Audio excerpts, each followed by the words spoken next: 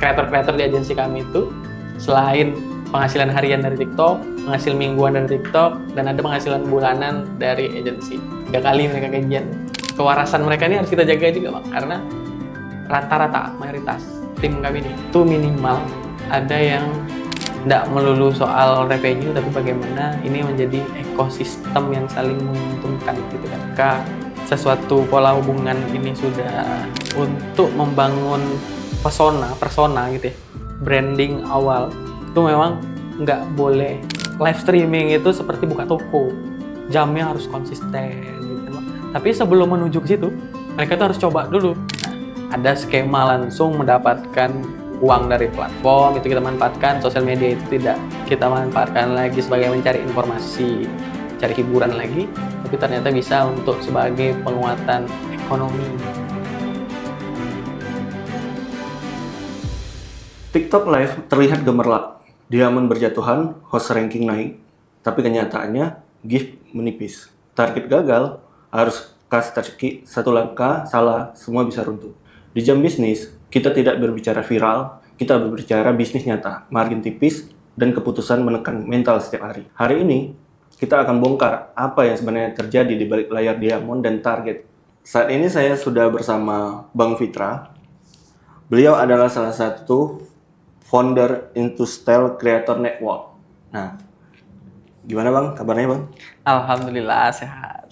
Bang, mungkin bisa diceritain nih background kita sendiri sebagai Intustyle Creator Network ini seperti apa? Jadi Intustyle Creator Network ini nama brand dari salah satu portofolio bisnis jarak media gitu ya.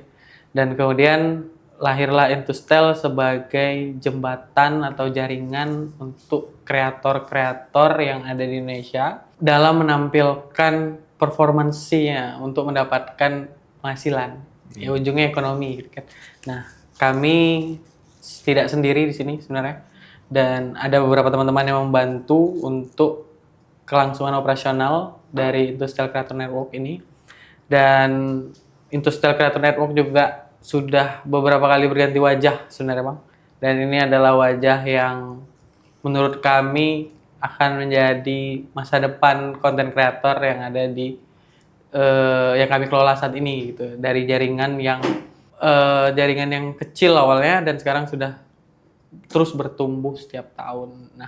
Nah, untuk kita bangun TikTok agensi ini sendiri, kita sadar bahwa TikTok agensi ini bisa menghasilkan seperti apa kita melihat. Nah, ini agak unik kalau cerita kenapa dia berakhir di agensi platform gitu kan Bang. Awalnya kan kita juga agensi yang umum gitu. Terus lari dari kebiasaan agensi pada umumnya itu mendapatkan monetize itu biasa dari brand. Nah, kami melihat fenomena itu dan kemudian mendapat satu pemantik yang membuat ternyata ada peluang yang bisa menghasilkan langsung dari platform. Nah, jadi platform ini salah satu platform global langsung memberikan manajemen fee ke perusahaan gitu. Jadi kami tidak lagi bergantung kepada brand-brand, yaitu langsung dari manajemen fee dari platform. Dan kesadaran itu kurang lebih sudah kami jalankan 1,5 tahun sekarang ini, di mana setiap kreator sekarang yang kami bina itu sudah mulai produktif dan menghasilkan. Banyak juga yang sudah tergantung dengan platform ini, jadi dia tidak lagi kesana kemari mencari kerja yang memang kerjaannya itu sebagai konten kreator gitu. Nah, hari ini kan belum tersadarkan bahwa konten kreator itu bisa mendapatkan langsung dari platform. Sosial media masih mungkin digunakan sebagai penyebaran informasi, menerima informasi, hiburan gitu kan, interaksi. Nah, yang lebih besar dari itu sekarang platform sosial media itu bisa langsung kita gunakan sebagai pondasi ekonomi. Nah, dari 38 kreator kami saat ini, alhamdulillah semuanya pondasi kekuatan ekonominya dari platform ini gitu, TikTok kita sebutkan. Perusahaan kami itu bergabung di kerjasama TikTok Creator Network namanya. Nah, jadi di situ kita berkontrak untuk bagaimana membina kreator. TikTok ini salah satu platform yang serius Bang.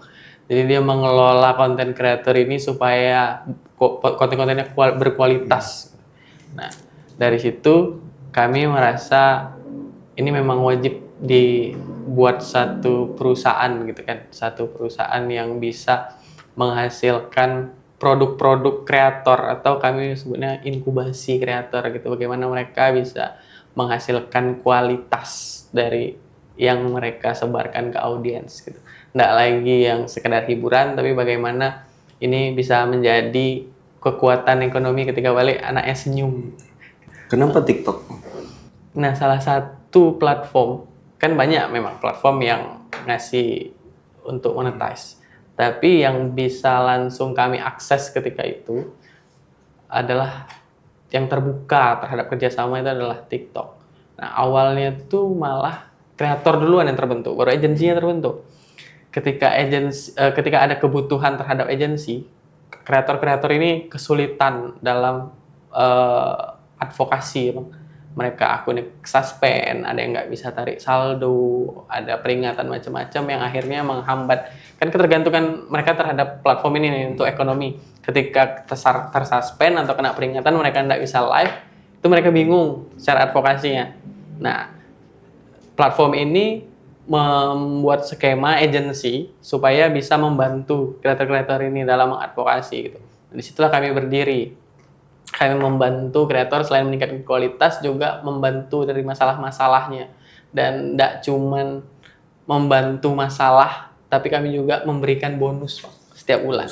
Jadi kreator-kreator di agensi kami itu, selain penghasilan harian dari TikTok, penghasilan mingguan dari TikTok, dan ada penghasilan bulanan dari agensi. 3 kali mereka gajian. Kalau penghasilan dari target atau gift tadi, Bang, apa yang paling kita takut ini ketika agensi kita ini mengalami suatu kendala, kehilangan kas macet atau kehilangan timnya?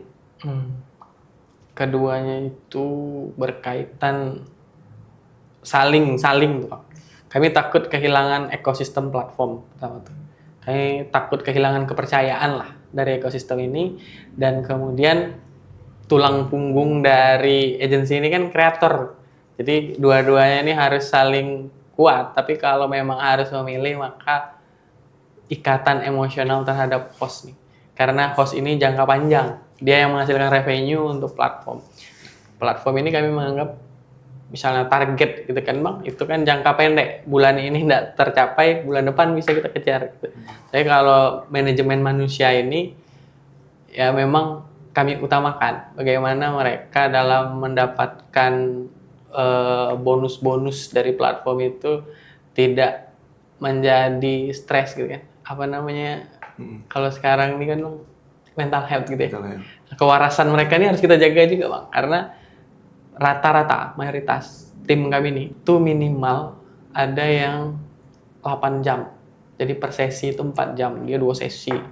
Live. Ya live. Yang penghasilannya memang betul-betul dari situ tuh 8 jam. Ada yang 2 jam gitu. Per sesinya 2 jam, tapi mayoritas itu 4 jam per sesi.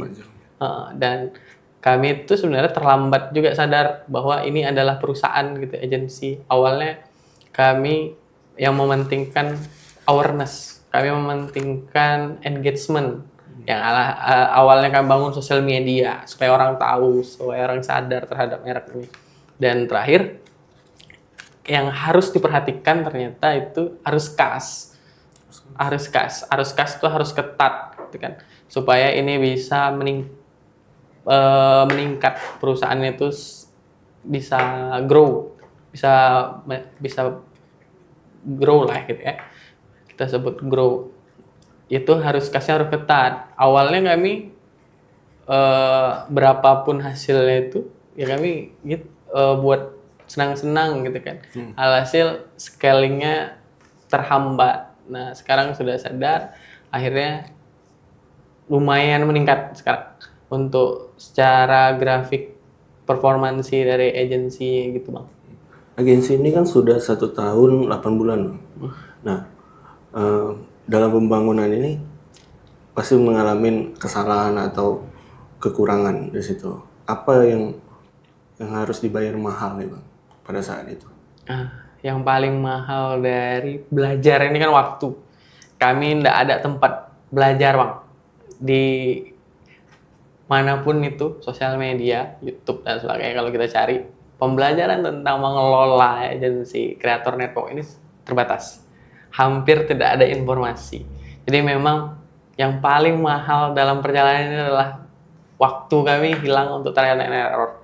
Nah, kami awalnya mencoba untuk orang sadar terhadap awareness gitu ya, terhadap brand, terus mengundang interaksi. Ternyata yang paling penting itu adalah keuangan, bagaimana operasionalnya tetap sehat, sehingga eh, beban-beban kan kita ada pengeluaran bulanan itu terselamatkan, tim terselamatkan, cash flow-nya aman, sehingga untuk pengembangan kayak yang lain-lain itu bisa kita capai gitu kan. Mungkin itu waktu yang paling berharga itu. Pernah nggak kepikiran ketika harus memilih, harus menjaga hubungan dengan kreator atau menyelamatkan struktur venue dalam sistem TikTok ini? Tentu ada beberapa masa, apalagi akhir bulan, itu kami melihat revenue. Kami kan ada target juga dari TikTok gitu ya. Ketika revenue-nya belum sampai ke target, ada dilema nih Bang, menjaga kewarasan host atau mempush supaya revenue-nya tercapai. Tapi itu tadi, karena kami berangkat dari community gitu ya Bang. Akhirnya kami memilih untuk bagaimana kawan-kawan ini tetap waras, kreator kami ini tetap waras dalam menjalankan activity. Tidak melulu soal revenue, tapi bagaimana ini menjadi ekosistem yang saling menguntungkan gitu kan. Ketika sesuatu pola hubungan ini sudah bonding gitu kan Bang, kami mencoba untuk bagaimana, kami kan ada brief mingguan, bagaimana di brief mingguan itu menularkan semangat. Kami tuh dalam mengelola itu tadi, pilihan tadi, tidak perlu effort yang besar, cukup memanggil mereka tuh, kami kumpulin. Kayak kita punya coffee shop tuh salah satunya untuk menghadirkan kawan-kawan secara langsung. Ketika mereka bertemu, itu otomatis tuh semangatnya tuh, motivasinya, karena ini berhasil, ini enggak gitu kan. Mereka berdiskusi, hasil-hasil itulah nanti yang membuat mereka up gitu. Mereka secara tidak langsung, kita tidak perlu brief panjang, cukup mempertemukan ini berhasil, ini tidak berhasil, bagaimana mereka mengelola itu, memotivasi. Kemudian itu otomatis pergerakannya itu nampak gitu ketika sudah bertemu tuh Bang. Jadi kita tetap dengan sistem community, namanya creator network gitu kan, jaringan, kita tetap jaga jaringan ini, yang alhasilnya nanti akan berbuntut kepada revenue gitu. Nggak melulu soal revenue, tapi tetap memang ini bisnis yang harus kami perketat adalah alur kas. Kita punya strategi untuk menjaga kewarasan kreator ini. Iya Bang. Jadi itu yang paling nilai kami tuh, mereka tidak kami push. Kalau kita brainstorming ke tempat lain itu ada push gitu. Tapi kalau kita harus menjaga kewarasan supaya itu datang dari kesadaran. Akhirnya mereka berinovasi tuh Bang. Bagaimana community yang mereka bangun itu untuk selalu loyal mensupport mereka gitu. Macam-macam, ada yang melalui interaksi chat, aplikasi lain gitu kan untuk memaintain situ. Ada yang dengan skema win-win gitu, saling men-challenge bagaimana ketika dia mengeluarkan segini akan mendapatkan segini. Macam-macam skema yang mereka buat untuk bagaimana loyalitas dari komunitasnya mereka itu tetap terjaga, dan mereka tetap, kalau kami bilangnya, spendernya nggak lari gitu. Spendernya nggak lari. Kalau algoritma TikTok ini berubah besok, seperti apa bisnis agensi kita nantinya? Perjalanan itu mungkin agensi itu selalu merubah, platform itu selalu merubah regulasinya gitu. Ada pembaruan dari mereka. Jadi kami tidak membangun kekuatan agensi ini di atas pasir algoritma tuh Bang. Jadi bagaimana kami tetap mengikuti perkembangannya platform, tapi tetap nilai utama kami itu adalah jaringan nih. Jadi dengan intensitas perjumpaan seminggu sekali, misal gitu kan Bang. Nah itu menambah cakrawala mereka tuh dalam berimprovisasi. Hasil algoritma itu tidak menjadi tumpangan lagi. Karena kawan-kawan ini sudah, seperti saya sampaikan, sudah punya komunitasnya, sudah punya fanbase gitu kan. Dan kami percaya tuh Bang, apapun yang ditampilkan di publik itu pasti punya penggemarnya tuh. Pasti punya peminatnya. Ya orang yang kurang tampan pun ada, orang yang tampan ada, orang yang cantik ada gitu kan. Itu pasti ada orang yang lucu, ada peminatnya, dan penghibur pun ada juga yang enggak suka, ada juga yang suka gitu kan. Jadi ketika kawan-kawan dramanya banyak nih, ketika menjadi tontonan publik nih. Dan mereka sudah dewasa dalam menyikapi itu, dan kemudian mereka tuh bertumpunya di atas komunitas yang mereka bangun. Nggak algoritma. Makan kreator-kreator kami ini nggak ada yang terkenal, Bang. Siapa yang viral? Nggak ada, ngejar-ngejar viral. Nggak ada. Viralitas tuh nggak ada. Yang ada itu bagaimana interaksi dengan audiens, dengan fanbase gitu ya, dengan community itu tetap berjalan. Dan semua kreator kami nggak ada yang viral. Untuk menjaga stabilitas tadi, Iya. saat ini sudah ada berapa kreator? Perjalanannya itu dari belum ada agensi, kami sudah punya 4. Ada agensi 4, berkali lipat sampai sekarang sudah setahun 8 bulan ini yang masih stay. Yang masih stay itu 38, Bang. Dan dalam proses perjalanan itu terus fluktuatif jumlah kreator nih. Ada yang keluar karena nggak aktif, ada yang keluar sudah besar. Nah, yang sudah, kalau dia udah besar keluar ini yang agak ini kan, yang keluar ketika nggak aktif ya nggak terlalu berpengaruh, dan itu juga menjadi PR selain dengan algoritma. Bagaimana memanage kreator ini nggak keluar masuk gitu. Dan kami juga nggak mau bergantung dengan kreator. Kami punya cara lah, punya metode bagaimana kreator ini bertahan, dan ketika kehilangan kreator ini kami nggak kehilangan. Dan bagaimana, karena kami metodenya itu adalah inkubator gitu ya. Dan ketika kami tidak ada di situ, ketika mereka tidak bersama kami, mereka yang kehilangan gitu. Agensi ini harus punya cakar. Dan ketika merekrut pun kami tidak sekedar siapapun kami rangkul. Pernah itu awal-awal tuh siapapun yang mau join ayo gitu. Tapi ketika proses berjalan gitu kan, kami punya standar dalam mau milih kawan-kawan yang bergabung dengan jaringan kami gitu. Kreator yang aktif atau kreator yang pasif? Tentu yang aktif, tentu. Karena mereka butuh, berarti ketika mereka aktif itu terhadap platform itu kan. Kalau yang pasif ini kita agak effort dalam membangun, tapi biasanya ketika mereka sudah jadi itu pula malah yang konsisten gitu. Bagaimana dengan kreator yang belum memiliki ciri? Nah, untuk membangun persona gitu ya, branding awal itu memang nggak boleh langsung jadi, banyak trial and error Bang. Dan bahkan kami mengibaratkan live streaming itu seperti buka toko, jamnya harus konsisten gitu kan Bang. Tapi sebelum menuju ke situ, mereka tuh harus coba dulu, harus trial and error dulu setiap waktu gitu kan. Di mana jam-jam yang trafficnya bagus, disitulah, di situ fungsi agensi itu memberitahu bahwa ini trafficnya bagus, coba main buka tokonya jam sekian gitu. Satu kalimat yang paling jujur untuk membangun TikTok agensi ini, apa itu?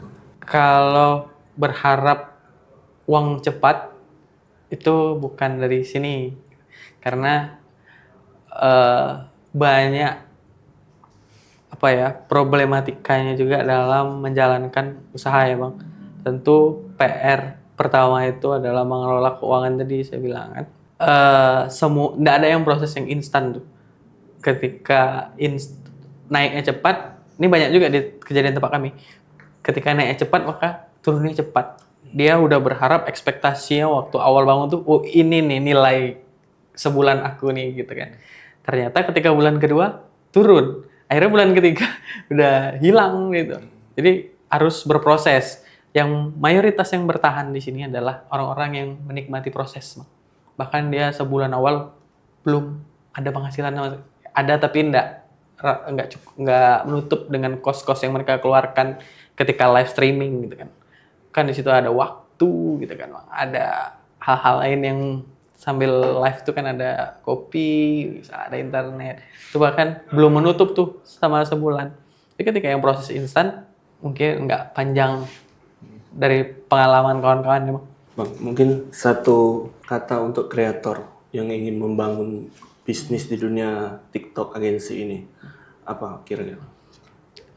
Untuk kawan-kawan kreator, ternyata kita bisa dapat penghasilan langsung dari platform gitu kan. Nggak lagi ketergantungan dengan brand, apalagi kita tinggal di daerah ini nih, Bang. Itu kita kesulitan tuh dalam menjangkau brand gitu kan. Nah, ada skema langsung mendapatkan uang dari platform, itu kita manfaatkan. Sosial media itu tidak kita manfaatkan lagi sebagai mencari informasi, mencari hiburan lagi, tapi ternyata bisa untuk sebagai penguatan ekonomi. Viral itu sementara, Diamond bisa hilang besok. Tapi keputusan bijak, strategi yang kuat, dan keberanian mengambil risiko, itu yang membuat TikTok agensimu bertahan. Di Jam Bisnis, kita tidak berbicara angka semua, kita berbicara bisnis nyata, margin tipis, dan masa depan yang kamu bangun sendiri. Follow semua sosial media jambisnis.com.